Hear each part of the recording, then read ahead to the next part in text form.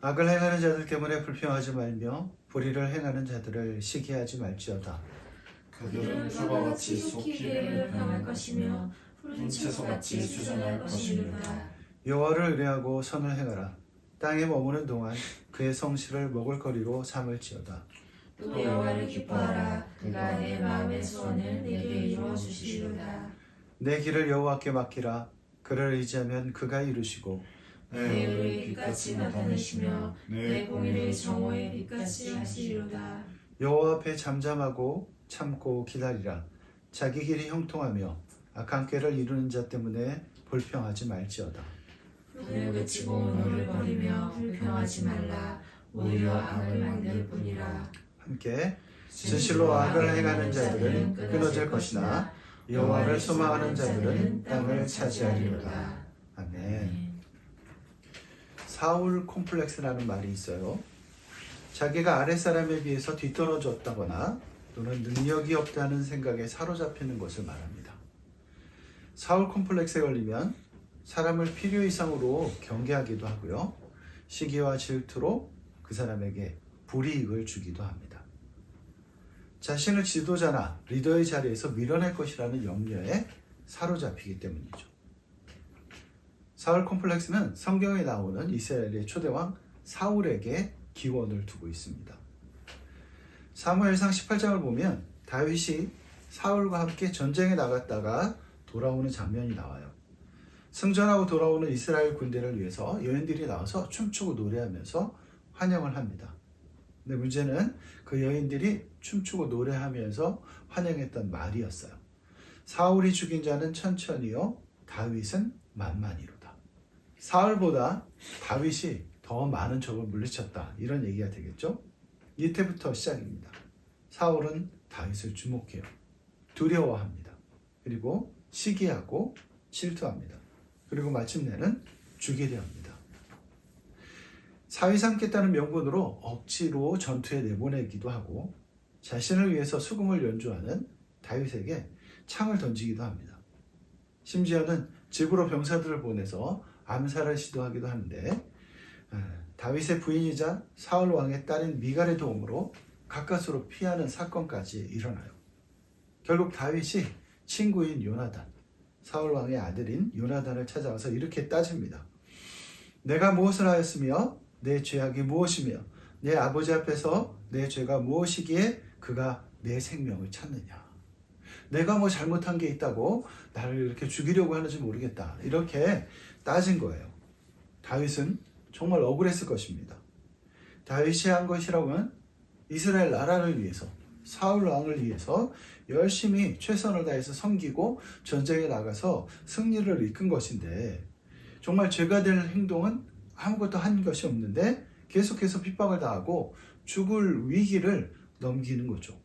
얼마나 억울했겠어요? 다윗만큼은 아니지만 우리도 살면서 억울하다는 생각이 들 때가 있습니다. 세상은 공평해 보이지 않아요. 열심히 사는 사람이라고 다 성공하는 것도 아니고 선하게 산다고 다 좋은 열매를 거두는 것도 아닙니다. 오히려 악을 행하는 자들이 더 잘 되는 것 같아 보일 때도 많아요. 불의를 행하는 자들, 법을 어기고 나쁜 일만 골라 하는 사람들이 더 성공하는 세상처럼 보이기도 합니다. 그야말로 불공평한 세상이죠. 특별히 하나님을 믿으면서 선한 일에 힘쓰고 살아가는 우리 크리스찬들, 우리 그리스도인들에게는 그런 것들이 더 크게 보일 수 있습니다. 악한 사람들이 선한 사람들을 억누르고 괴롭히는 세상. 선한 사람들이 잘 돼야 되는데 악한 사람들이 선한 사람들을 괴롭히면서 오히려 더 잘 먹고 잘 사는 세상을 우리는 인정할 수가 없는 거죠. 하나님이 살아계시다면 어떻게 이런 일들이 계속해서 일어날 수 있습니까? 이렇게 불평을 해보기도 합니다. 어쩌면 다윗도 우리처럼 그런 상황들, 그런 생각들이 있었던 것 같아요. 그래서 오늘 시편 37편 1절 말씀이 악을 행하는 자들 때문에 불평하지 말며 이렇게 시작되는 것이죠. 하지만 다윗은 그런 불공평한 세상에 대해서 우리와 다른 반응을 보입니다. 하나님께서 오늘 우리에게 주신 말씀을 통해서 우리는 이렇게 불공평한 세상, 악한 사람들이 더 잘 되는 것처럼 보이는 이 세상을 대하는 그리스도인들의 올바른 자세에 대해서 배울 수 있어요. 함께 오늘 말씀을 통해서 그 지혜를 얻기를 원합니다. 아멘. 먼저 오늘 본문 1절에서 2절 함께 읽어볼게요. 시편 37편 1절과 2절 함께 큰 목소리로 읽어봅니다. 시작. 악을 행하는 자들 때문에 불평하지 말며 불의를 행하는 자들을 시기하지 말지어다. 그들은 풀과 같이 속히 배임을 당하며 푸른 채소같이 쇠잔할 것이미로다. 아멘. 다윗은 악을 행하는 자들 때문에 불평하지 말아라. 이렇게 얘기합니다. 불법을 저지르면서도 잘 되는 것 같아 보이는 사람들을 질투하지 말아라. 또 이렇게 말하죠. 어쩌면 다윗이 이 시를 쓰면서 사울 왕을 생각했을지도 모르겠어요. 사울이 자기에게 불공평하게 대했던 것들을 생각했을지도 모르겠습니다. 아무튼 다윗은 공평하지 못한 세상을 이야기하면서 불평하지도 말고 질투하지도 말아라, 부러워하지도 말아라 이렇게 이야기합니다. 그런데 이유가 있어요. 무슨 이유냐? 당장 그렇게 사는 것이 좋아 보일지 모르겠지만 그들은 이내 배임풀과 같은 신세가 될 것이기 때문입니다. 배임풀.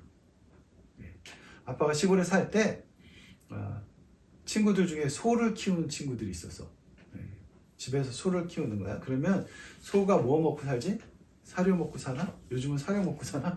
잘 모르겠는데 옛날에는 풀을 먹고 살았어요. 그래서 학교 갔다 오면 책가방 던져두고 들판으로 나와서 산으로 가서 풀을 베는 거야. 낫을 들고. 우리 집에는 소가 없어가지고 그 친구들하고 그냥 같이 가서 구경을 하는데 낫을 들고서 풀을 베기 시작하면 여름에 이제 풀이 많잖아. 그러니까 금방 이렇게 한가득 쌓여요. 그런데 또 돌아서서 또 낫질을 하는 거야. 이제 쌓을 데도 없는데 왜 그러나 싶은데 돌아서서 낫질을 해서 풀을 한참 베고 이렇게 돌아서면 이렇게 한가득 쌓았던 풀이 훅 주저앉아 있는 거야. 그 사이에 시든 거지. 베인 풀은 그렇게 금방 시듭니다. 지금 다윗이 얘기하는 게 그거예요. 악한 사람들이 잘 되는 것 같아 보이고 그래서 우리 마음속에 질투나 부러움이 생길 수도 있지만 그들은 곧 배임불처럼 된다는 거야. 곧 배임불처럼 된다. 이거는 정말 맞는 말입니다. 근데 여기에도 문제가 있어요. 뭐냐면 이 곧이라는 시간이야. 곧. 이 곧이라는 시간이 우리가 참기에는 결코 짧지 않을 때도 있어요. 어쩌면 분명히 곧이라고 했는데 오지 않는 것 같을 때도 있습니다. 악인들이 잘 먹고 잘 사는 거야. 근데 선한 사람들은 그렇지 못한 거죠. 다윗은 불평하지 말라고 하는데 우리들의 입에서는 저절로 불평이 나오는 거죠. 하나님, 이게 말이 됩니까? 착한 사람들이 왜 저렇게 고통을 받는 것입니까? 악하게 사는 사람들은 왜 저렇게 잘 되는 것입니까? 이런 생각이 들 수 있는 것이죠. 그래서 오늘 하나님께서 우리에게 이런 말씀을 주시는 겁니다. 이 말씀을 통해서 우리는 다윗의 비결을 배워야 돼요. 다윗은 먼저 뭐라고 얘기하냐? 하나님을 의뢰하라고 얘기합니다. 한번 따라해 볼까요? 하나님을 의뢰하라. 여호와를 의뢰하고 선을 행하라. 땅에 머무는 동안 그의 성실을 먹을거리로 삼을지어다. 여기서 여호와를 의뢰하고 해서 의뢰하고는 신뢰한다는 뜻이에요. 내가 누군가를 신뢰한다. 저 사람을 믿을만해. 이렇게 생각하는 것처럼 우리가 하나님을 의뢰하고 신뢰해야 되는 것입니다. 불공평한 세상을 불평하지 않고 질투하지 않고 살기 위해서는 무엇보다 먼저 하나님을 신뢰하는 그 비결을 터득해야 돼요. 그런 습관을 가져야 합니다. 이 땅에서 사는 동안 억울한 일들을 당하고 이해할 수 없는 일들이 많을 수 있어요. 그래도 모든 것을 주관하시는 하나님을 신뢰하면서 선을 행하고 살 수 있어야 한다는 것이죠. 이거는 이렇게 말할 수 있어요. 공평하신 하나님을 의지해서 공평하신 하나님을 신뢰해서 공평하지 않은 세상을 이기는 거다. 이렇게 얘기할 수 있습니다.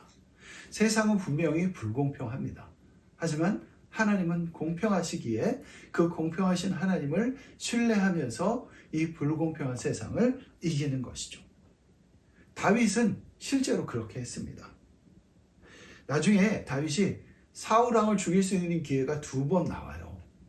2번 나오는데 아무도 막을 수 없는 상황이야. 그런데 다윗은 사울 왕에게 칼을 내밀지 않습니다. 하나님께서 기름 부으셔서 세우신 왕을 사람이 해칠 수 없다는 이유 때문이죠. 다윗은 지금 상황은 너무나 불공평하지만 하나님께서 이 불공평한 세상을 바로 세우실 것이라는 것을, 고치실 것이라는 것, 회복하실 것이라는 믿음이 있었던 거예요. 하나님을 신뢰했던 것이죠. 그러니까 자기 손으로 그 불공평한 세상을 바로잡으려고 칼을 내밀지 않았던 거예요. 다윗은 이렇게 말하죠. 성실을 먹을거리로 삼아라. 이렇게 얘기합니다. 이 성실을 먹을거리로 삼을지어다. 이걸 직역하면은요, 안전한 목초지를 즐겨라. 이런 뜻이래. 먹을거리로 삼아라. 그러면 안전한 목초지를 즐겨라. 무슨 얘기냐? 양들이 목자의 인도함을 받아서 들판으로 나가서 풀을 뜯잖아요. 그런데 거기에 늑대도 있을 수 있고 사자도 있을 수 있고 곰도 있을 수 있어요. 그런데 목자가 있기 때문에 거기가 안전하다고 믿고 풀을 뜯으면서 즐기는 거야. 그렇게 삶을 살아라, 그런 얘기예요. 하나님의 성실함을 의지해서 우리도 우리의 삶 가운데에서 하나님께서 주신 것들을 즐기면서 살아라, 이런 얘기죠. 얼마나 멋있는 믿음입니까? 이런 믿음이 있었기 때문에 다윗은 16절에서 이런 얘기를 할 수 있는 거예요. 오늘 우리 읽었던 본문이 있는 시편 37편 16절 한번 볼까요? 일의 적은 소유가 악인의 풍부함보다 낫도다. 아멘. 비록 의인에게는 적은 소유처럼 보일지 몰라도 악한 사람들이 풍성하게 가지고 있는 것, 풍부하게 가지고 있는 것보다 그게 더 낫다. 다윗은 그렇게 얘기하는 거죠. 그것들을 즐길 줄 아는 그런 지혜가 있었던 거예요. 세상이 아무리 불공평해도 신실하신 하나님을 믿기에 그 세상을 이기고 그 세상에서 즐기면서 살 수 있는 힘이 있는 것입니다. 하나님께서 우리를 보호하시고 먹이시기 때문이죠. 바라기는 우리 가족도 그런 믿음을 가질 수 있었으면 좋겠어요. 세상을 바라보면서 야, 저렇게 불법으로 막 돈도 모으고 잘 살고 집도 막 여러 채 가지고 있는 사람들을 부러워하는 게 아니라, 그런 세상을 불평하는 게 아니라 하나님을 의뢰하고 하나님을 신뢰하면서 이 세상에서 즐기면서 사는 저와 여러분들이 되길 소원합니다. 다음으로 우리는 하나님을 기뻐해야 돼요. 우리 4절 말씀 한번 같이 읽을게요. 4절 말씀. 또 여호와를 기뻐하라. 그가 내 마음의 소원을 내게 이루어 주시리로다. 하나님을 기뻐하라. 여호와를 기뻐하라. 이 말은요, 하나님 안에서 기쁨을 찾는다는 뜻이에요. 하나님 안에서 기뻐하는 것과 불공평한 세상을 이기는 것에는 어떤 관계가 있을까요? 자, 생각해 보세요. 우리가 낙심할 때가 언제입니까? 우리 마음이 뚝 떨어져요. 낙심하는 것. 그게 언제야? 여러 경우가 있겠지만 가장 밑바닥까지 내려가서 공통점을 찾아보면 딱 한 단어가 나옵니다. 뭘까요? 소원이야, 소원. 소원. 소원이 이루어지지 않을 때 우리가 낙심하는 거예요. 누구나 마음속에 소원이 있습니다. 예를 들어서 좋은 학교에 가고 싶다. 또는 내가 꿈꾸는 직장이 있는데 그 직장에 꼭 들어갔으면 좋겠다. 아니면 우리 집이 사업을 하는데 사업이 잘 됐으면 좋겠다. 우리 가족이 건강하고 행복하게 살 수 있었으면 좋겠다. 이런 어떤 소원들이 있습니다. 근데 그게 이루어지지 않는 거예요. 그런 것들이 이루어지지 않기 때문에 마음이 떨어지고 낙심하는 거죠. 사람들은 누구나 마음속에 그런 소원을 품고 삽니다. 그런데 이게 그냥 안 되기만 하면 괜찮은데, 그냥 안 되기만 하면 그런 내가 소망하는 게 그냥 안 됐으니까 저 다음 차선책을 찾거나 이러면서 살 수 있겠는데, 내 옆에 있는 친구가 별로 공부도 열심히 안 하는데 나보다 훨씬 더 좋은 학교에 가는 거야. 네. 그 집엔 돈이 많아서 쪽집게 과외 선생님도 세우고 비싼 학원에서 다니면서 공부해가지고서 가고, 심지어는 불법으로 시험지를 막 유출해서 좋은 성적을 받아서 가기도 하고, 그런 모습을 보니까 이게 도저히 인정이 안 되는 거지. 이 마음이 편할 수가 없는 거예요. 내가 정말 스펙을 쌓기 위해서 열심히 노력합니다. 그리고 입사원서를 막 정성껏 쓰고 그렇게 해가지고서 내는데, 그래도 너무나 들어가기 어려운 직장이야. 그런데 어떤 사람들은 그냥 잘 나가는 부모 덕분에, 아니면 친척 덕분에, 아는 사람 덕분에 그냥 부탁 한 번으로 그 일자리를 꿰차는 거야. 세상에 그렇게 흘러가는 것이죠. 또 사업을 하기 위해서 정말 밤낮으로 노력합니다. 아침에 일찍 일어나서 저녁에 밤에 늦을 때까지 막 노력을 하는데도 그 사업이 잘 안 되는데, 어떤 사람은 청탁을 하거나 아니면 높은 사람들한테 잘 보이기 위해서 막 비즈니스를 해서 그 일들이 너무 잘 되고 돈도 잘 버는 거야. 그런 모습을 보면 야, 세상이 이렇게 불공평하구나 하면서 불평이 나오지 않을 수가 없는 것이죠. 그래서 마음이 낙심되는 것입니다. 남들은 다 행복하게 사는데 집에 들어오면 집구석이 왜 이런지 모르겠어 이러면서 불평을 하는 거죠.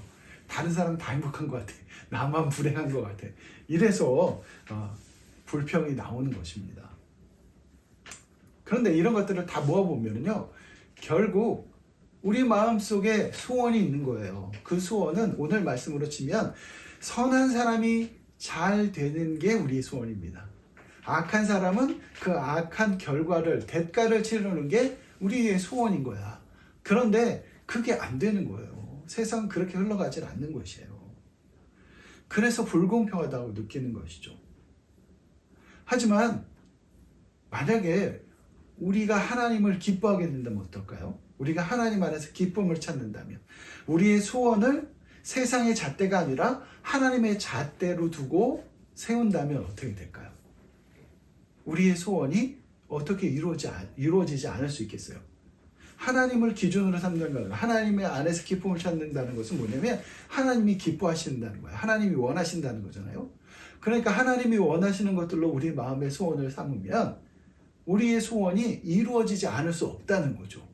그러니까 그 얘기를 뒤집어 놓고 얘기하면 낙심할 이유가 없다는 것입니다. 불평할 이유가 없다는 거예요.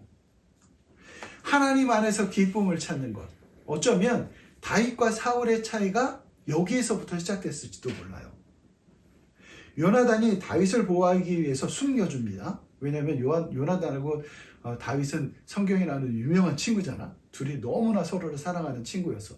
그래서 아버지가 죽이려고 하는, 어쩌면 정적이라고 얘기할 수 있는 다윗이지만, 요나단은 목숨을 걸고 그 다윗을 숨겨줍니다. 그러니까 사울 왕이 요나단에게 화를 내면서 이렇게 얘기해요. 내가 이새의 아들을 택한 것이 너의 수치와 너의 어머니의 벌거벗은 수치가 됨을 내가 어찌 알지 못하랴. 이새의 아들이 땅에 사는 동안은 너와 내 나라가 든든히 서지 못하리라. 이렇게 얘기합니다. 말이 조금 어렵게 느껴질 수도 있는데, 쉽게 얘기하면 사울 왕이 아들 요나단에게 욕하는 거야. 이 미련한 놈아, 이렇게 욕을 하는 거예요. 그러면서 다윗이 살아있는 동안은 네가 결코 왕이 될 수 없다는 걸 왜 모르는 거야? 그리고서 화를 내는 겁니다. 근데 여기에서 우리는 사울의 마음을 알 수 있어요. 너와 내 나라, 이렇게 얘기하잖아요. 요나단을 향해서. 이게 무슨 뜻이냐면 사울은 이스라엘이 자기 나라라고 생각했던 거예요. 자기 것이라고 생각했던 것입니다. 그래서 다윗이 그것을 빼앗아갈까 봐 두려운 마음이 생겼던 거예요. 그래서 콤플렉스도 생겼던 거야. 하나님이 세우신 하나님의 나라 이스라엘인데 사울은 그게 자기 거라고 생각했던 거야. 사울도 처음부터 그러진 않았습니다. 처음에 사무엘 선지자가 사울을 찾아가서 하나님의 명령으로 기름을 부을 때 사울은 그걸 피하려고 했어. 기름 부음 받은 다음에도 숨어서 왕이 자기가 왕의 역할을 할 수 있는 능력이 없다고 생각해서 숨을 정도였어요. 그런데 왕의 자리에 앉고 보니까 그게 점점 더 익숙해지는 거야. 그래서 나중에는 그 자리가 당연히 내 자리처럼 느껴지는 것이죠. 그리고 이스라엘이 자기 것처럼 느껴지는 거야. 그런데 사람들이 자기가 아니라 다윗을 더 좋아하는 것처럼 보이는 거죠. 그래서 결국은 다윗이 내 나라를 뺏겼구나 이런 생각이 들어서 컴플렉스가 생긴 것입니다. 그렇게 그런 마음이 생기는 것이죠. 결국은 사울은 자기 안에서 기쁨을 찾는 사람이 된 거야. 그런데 다윗은 반대였어요. 다윗은 자기의 상황이 어떻든지 간에 하나님 안에서 기쁨을 찾는 사람이었습니다. 하나님을 신뢰하면서 하나님 안에서 기쁨을 찾았기 때문에 다윗은 망하지 않을 수 있었던 거예요. 다윗이 만약에 사울처럼 그랬다면 아마 광야에서 다윗은 어떻게든지 죽었을 거야. 그런데 하나님을 믿고 하나님을 신뢰하고 하나님을 안에서 기쁨을 찾았기 때문에 결국 다윗은 이스라엘의 가장 위대한 왕이 될 수 있는 것입니다. 바라기는 우리 혜림이 유신이도 그럴 수 있었으면 좋겠어. 상황이 어려워도 그 안에서 하나님 안에서 기쁨을 찾고 하나님 안에서 소원을 세워서 하나님께서 그 소원들을 이루어 주시는 그날에 하나님을 찬양하고 기뻐할 수 있었으면 좋겠습니다. 마지막으로 불공평한 세상에서 승리하는 삶을 살기 위해서는 하나님께 인생의 길을 맡겨야 돼요. 5절과 6절 한번 읽어볼까요? 5절과 6절. 내 길을 여호와께 맡기라. 그를 의지하면 그가 이루시고 내 의를 빛같이 나타내시며 내 공의를 정오의 빛같이 하시리로다. 아멘. 사울은요 하나님께 자기 길을 맡긴 게 아니라 자기 길을 가려고 스스로 애쓴 사람이었습니다. 사무엘상에 나오는 사울의 이야기를 가만히 읽다 보면 참 불쌍하다는 생각이 들어요. 얼마나 힘들었을까 이런 생각이 듭니다. 어쩌면 사울도 반대로 불공평한 세상이다 이렇게 느꼈을지도 모르겠어. 왜냐하면 자기는 이스라엘을 다스리기 위해서 이스라엘을 자기 것으로 유지하기 위해서 열심히 노력하는데도 잘 안 되는데 다윗은 그냥 가만히 있는 것 같은데 세상이 다윗에게 다 물려가는 거야. 하는 일마다 잘 되고 하나님의 마음도 벌써 다윗에게 간 것 같고 어떻게 생각해 보면 사울이 미치지 않는 게 더 이상한 거다 이런 생각이 들 정도입니다. 불쌍한 거죠. 하지만 다윗이 그냥 있었던 게 아닙니다. 사울이 봤던 것처럼 그냥 다윗은 그냥 있는데도 잘 된 게 아니야. 다윗도 자기 길을 하나님께 맡기기 위해서 정말 많은 노력을 합니다. 우리가 사무엘상하를 읽어보면 그것들을 느낄 수 있는데 오늘 시편도 다윗이 지은 거잖아요. 그 시편 23절과 24절을 보면 그걸 알 수 있어요. 우리 오늘 시편 37편 23절과 24절 한번 눈으로 따라하면서 들어보세요. 여호와께서 사람의 걸음을 정하시고 그의 길을 기뻐하시나니 그는 넘어지나 아주 엎드러지지 아니함은 여호와께서 그의 손으로 붙드심이로다. 아멘. 다윗은요 하나님이 정하시고 하나님께서 기뻐하시는 길이 무엇인지 알았습니다. 그리고 그 길을 가기 위해서 열심히 노력했어요. 다윗도 자기가 택한 그 길이 결코 쉽다고는 생각하지 않았습니다. 그랬으니까 오늘 좀 방금 전에 읽었던 그 말씀에서 그는 넘어지나 이렇게 쓸 수 있는 거예요. 그는 넘어지나. 여호와께 자기 길을 맡기면 넘어지지 않는다 이렇게 쓴 게 아니라 그는 넘어지나 이렇게 쓴 겁니다. 다윗도 넘어지는 경험을 했다는 얘기죠. 그런데 아주 엎드러지지 않는다는 거야. 여기서 아주 엎드러지지 않는다고 쓴 말을 직역하면 뭐냐면요 던져버린다는 뜻이야. 던져버린다. 그러니까 하나님께 그 자기 인생길을 맡긴 사람은 하나님이 던져버리시지 않는다는 거야. 꼭 붙들어 주신다는 겁니다. 우리가 오늘도 비가 조금 왔는데 비가 막 세차게 내려올 때 우산을 들고 나가잖아요. 바람이 막 확 불어. 그러면 어떻게 하죠? 우산을 더 꽉 쥐잖아. 그러니까 우산을 버티면서 앞으로 나갈 수 있는 거예요. 비를 막으면서. 인생길에서도 마찬가지야. 우리가 정말 비바람이 치는 그런 인생길을 걸어갈 때 우리가 우산을 꼭 짚는 것처럼 하나님께서 그럴 때는 더 꼭 우리를 붙들어 주시는 거야. 아멘. 그렇기 때문에 우리가 그 어려운 인생길들을 헤쳐나갈 수 있는 것입니다. 우리의 길을 여호와께 맡긴다. 우리 인생 길을 하나님께 맡긴다. 그거는 이런 겁니다. 내 힘으로는 설 수 없어도, 나의 노력만으로는 갈 수 없어도 하나님께서 기뻐하시는 그 길을 하나님을 의지해서 걸어가는 거예요. 하나님 나를 붙드실 것이라는 것을 믿으면서 담대하게 꿋꿋하게 걸어가는 것입니다. 그러면 하나님이 어떻게 하실까요? 6절 말씀이죠. 내 의를 빛같이 나타내시며 내 공의를 정오의 빛같이 하시리로다. 내가 하나님의 의를 따라서 걸어가는 것들을 하나님께서 그것으로 말미암아 하나님이 영광 받으시고 우리가 하나님의 영광을 우리에게도 비춰주신다는 얘기예요.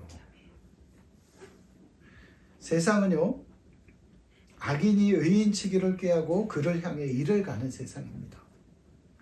악인이 칼을 빼고 활을 당겨서 가난하고 궁핍한 자를 엎드러뜨리며 행위가 정직한 자를 죽이고자 하는 세상이에요. 이게 12절과 14절에 다윗이 쓴 얘기입니다. 하지만 다윗은 그런 세상을 향해서 선포해요. 그들의 칼은 자신을 찌를 것이고 그들의 활은, 그들의 팔은 부러질 것이라고 선포합니다. 악인들이 그렇게 기세등등하게 잘 사는 것 같아도 결국 그들이 휘두르는 그 칼에 자기가 찔릴 것이다, 이렇게 얘기하는 거예요. 가난하고 선하게 사는 사람들을 못 살게 굴기 위해서 파놓은 함정에 자기가 빠질 것이다, 이렇게 다윗은 이야기한 것입니다. 당장은 불공평해 보여도 결국 이 온 세상을 운영하시는 분은 하나님이시고 모든 것은 하나님의 손 안에 있다는 것을 다윗은 자기의 험한 인생을 통해서 깨달았던 거예요. 어쩌면 다윗도 그렇게 험난한 광야 생활을 40년 동안 하지 않았으면 이거를 깨닫지 못했을 수도 있어. 사울처럼 바로 왕궁으로 들어갔으면. 근데 다윗은 그런 영광을 젊었을 때 경험하고 그리고 하나님께서 광야로 내모으셨기 때문에 그 광야에서 이런 것들을 깨달은 거예요. 비록 넘어질 수는 있지만 아주 엎드러지지 않는다. 왜? 하나님이 꼭 붙드시니까. 우리 혜림이 유신이도 이걸 꼭 깨달았으면 좋겠습니다. 아멘. 땅을 차지한다는 말이 오늘 시편 37편에는 계속 나와요. 이 말은 굉장히 의미심장합니다. 왜냐하면 결국 살아남는다는 걸 의미하기 때문에요. 이스라엘 민족이 애굽을 빠져나와서 하나님께서 정하신 땅, 가나안을, 약속의 땅 가나안을 차지하기 위해서 얼마나 긴 시간을 보냈어요. 그런데 그 긴 시간을 통해서 결국 땅을 차지했잖아요. 그러니까 땅을 차지한다는 말을 계속 다윗이 쓰는 이유는 그겁니다. 하나님을 믿고 그 광야길 같은 인생길을 걸어가면 이게 비록 불공평해 보여도, 우리 눈에는 당장 불공평하게 느껴져도 결국은 너희들이 승리를 얻을 것이다, 이 얘기를 다윗은 하고 있는 거예요. 그런데 오늘 7절, 8절, 9절에 정말 중요한 말이 나와서 요건 하나 좀 우리가 마음에 새기고 설교를 끝냈으면 좋겠습니다. 땅을 차지하기 위해서는요, 꼭 필요한 게 있어요. 그게 뭐냐면 여호와 앞에서 잠잠히 참고 기다리는 것입니다. 7절에 보니까 여호와 앞에 잠잠하고 참고 기다리라. 자기 길이 형통하며 악한 꾀를 이루는 자 때문에 불평하지 말지어다, 이렇게 나옵니다.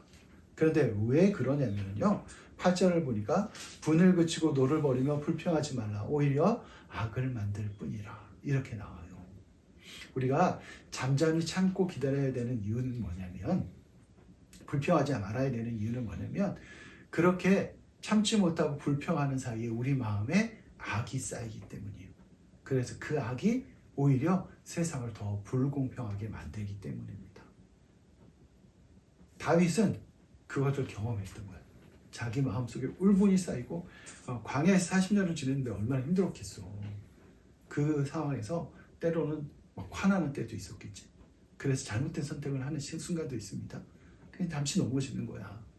그런데 그러고 보니까 야, 이게 정말 나한테 좋은 게 아니구나. 불공평하게 나를 대했던 사울 왕에 대해서, 세상에 대해서 화내는 게 결국 내 안에 악을 쌓는 거구나. 이걸 깨달은 거죠. 우리도 마찬가지입니다. 세상을 보면서 세상은 왜 이래? 다 갈아엎어야 돼. 막 이러면서 화를 낼 때 우리 안에 악이 쌓이고 그래서 결국은 우리 자신이 그런 세상을 더 불공평하게 만드는 주인공이 될 수도 있다는 거야. 그래서 잠잠히 참고 기다려야 된다는 거야.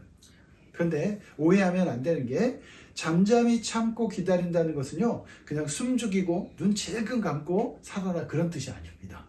네. 그렇다고 해서 세상에 두 눈을 감고 내 내면으로 침잠해라 그런 얘기도 아니야. 이건 무슨 얘기냐면 9절 말씀 볼게요. 9절 말씀.